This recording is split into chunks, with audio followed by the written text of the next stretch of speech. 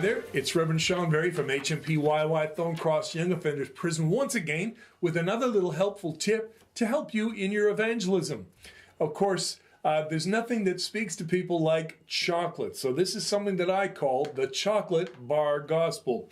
And what I've done, please forgive me if you don't like chocolate, but most people, especially kids, love chocolate, is I've managed to fit in 40 chocolate and sweet names into the story of the prodigal son.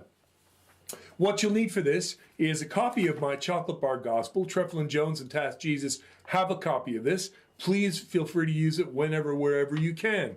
Now, the other thing you'll have to get yourself, I can't give you, is the largest possible bars of chocolate you can get your hands on. One for the boys, one for the girls. The bigger the chocolate, the more they're going to listen. Are you with me? Fantastic. So here we go. I'm going to share with you my chocolate bar gospel based on Luke 15, 11 to 32. Here we go. You ready? Get your pen and paper ready. Try to count those chocolate bars. Once there was a father with two sons. What a trio.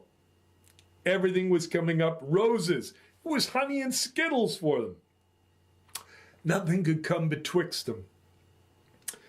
They really were well off too. They lived on a quality street. One day the youngest son, he is a bit of a flake. He said to his dad, "Look, Dad, I want half of your bounty right now. Give it to me. I want to go. I want to break away and do my own thing." Everyone was so shocked, you could hear a whisper. The kid thought he was such a smarty, you know. He went off into a distant land for some time out, as kids do.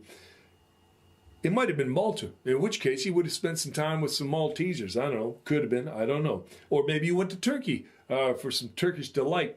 Who knows? Anyway, he went off to a distant land. That much we know. He met up with some good time friends, and they said, "Come on now, let the revels begin."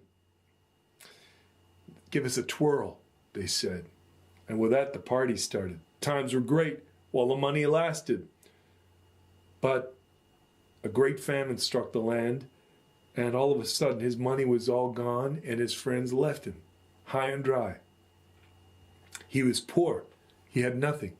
He was living on buttons. He didn't have a single dime bar, or, he was just starving and thirsty. There was no dairy, no milk bar, nothing like that. Not even a pug or a milky bar. No, just a pig farm. So he ended up taking care of pigs. Sorry about that. Pigs, yeah. He was protecting them from Yorkies and lion bars and, the kind of dangerous Kit Kats like that. The worst pig was Percy Pig. Let me tell you about Percy Pig. He was terrible. He snuffled around the muck looking for Belgian chocolates all day long with his curly-whirly tail getting in his face and all. The young man was starving, and he actually had to eat the pods that the pigs were eating. Yeah, sure, they were crunchy, but they tasted awful. One night, he was looking up into the air, up into the Milky Way, and up into the Mars, and up into the galaxy. Maybe even saw in the distance a starburst. I don't know. But he was so hungry and lonely that he talked to God, and he made a plan.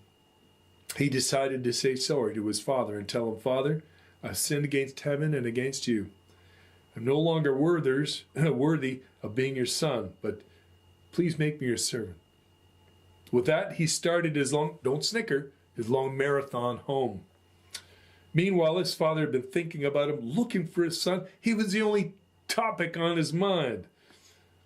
When he saw his son in the distance, it gave him such a boost that his dad ran to him and threw his arms around him and said, "Come on, give him sandals and a robe and give him Terry's gold ring. Prepare a feast. Let the celebrations begin. My son was dead. Now he's alive. He was lost, and now he's found." And that, my friends, is the chocolate bar gospel. God bless you, and have a lot of fun sharing that.